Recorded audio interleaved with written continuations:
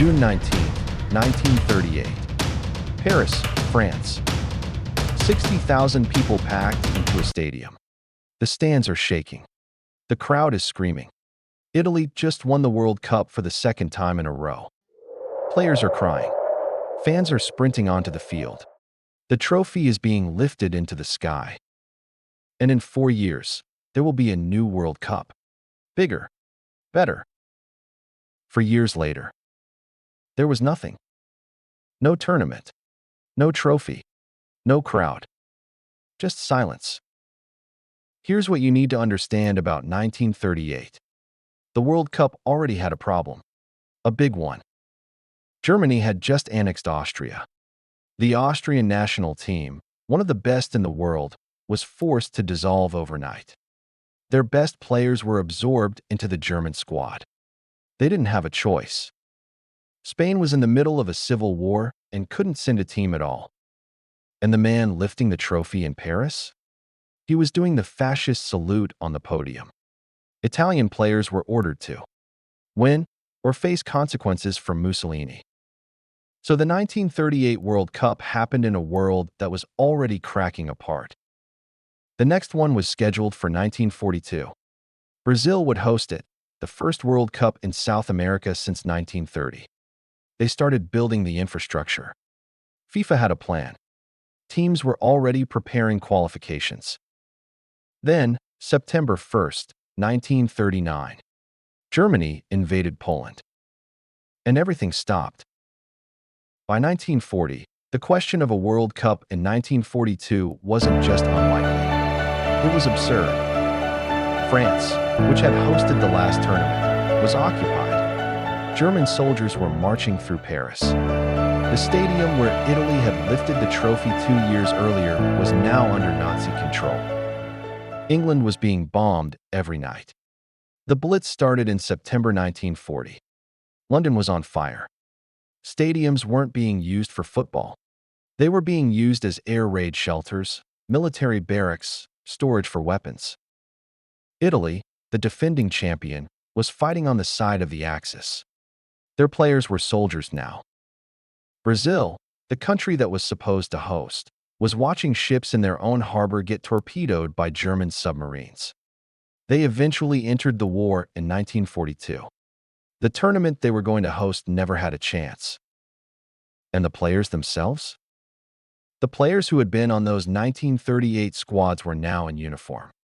Not football kits. Military uniforms. The best footballers in the world were carrying rifles. A Czechoslovakian striker who had scored 3 goals at the 1934 World Cup was sent to a concentration camp. He survived, barely. An English winger, one of the most electrifying players in Europe, died in 1943. He was 27. A German midfielder was killed on the Eastern Front. He was 25. These weren't just statistics.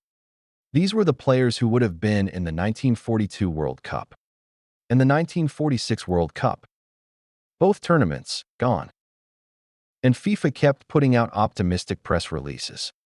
Even as the world was burning, there were officials talking about rescheduling, planning for 1946 instead. There were discussions. There were meetings. 1946 came. Europe was in ruins. Cities didn't have enough food. Stadiums had been destroyed. Countries were still counting their dead. FIFA canceled the 1946 World Cup too. Here's what people don't talk about. It wasn't just 2 World Cups that were canceled. It was an entire generation of football. Think about what that means. A player who was 20 years old in 1939, peak athletic age, came back from the war in 1945 at 26. If he came back at all. If he came back intact. By the time the 1950 World Cup finally happened, that player was 31. Old for a professional athlete. The best years of his career had been taken by a war he didn't start. Some of the greatest players in history, names we'll never know, peaked during those 12 missing years and left no record. No World Cup goals. No trophies. No footage. Just nothing.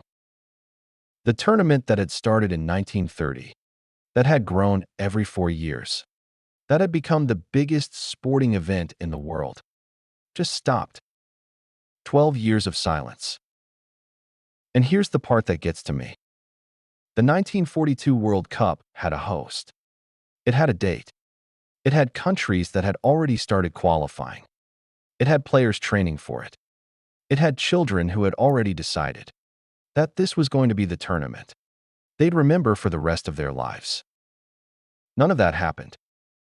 Because somewhere far away, a decision was made. Not by a footballer, not by a referee, not by FIFA, by someone with an army. And that was enough to erase everything. The World Cup came back in 1950. Brazil built the Maracanã, still one of the largest stadiums ever constructed, specifically for it. But something had changed.